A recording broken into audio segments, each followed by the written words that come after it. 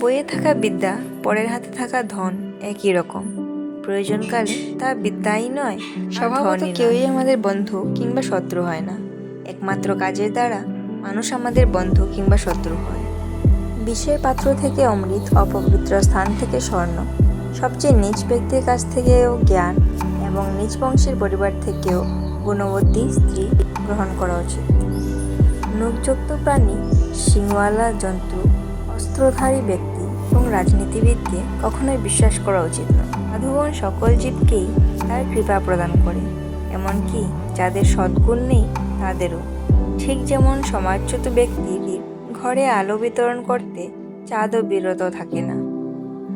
অতিরিক্ত স্নেহ করার ফলে সন্তানের অনেক দোষ জন্মায়, কিন্তু কঠোরতা দ্বারা তার সুন্দর চরিত্র গড়ে ওঠে।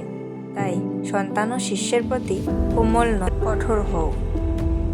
বুদ্ধিমান ব্যক্তির এই 5টি জায়গায় যাওয়া উচিত নয়: যেখানে রোজগারের কোনো সুযোগ নেই, যেখানকার মানুষদের মধ্যে কোনো ভয় ডর নেই, যেখানকার মানুষদের মধ্যে কোনো লজ্জাবোধ নেই, যেখানে কোনো বুদ্ধিমান ব্যক্তি বসবাস করে না, যেখানে মানুষ দান ধর্মের বিষয়ে অনীহা প্রকাশ পায়।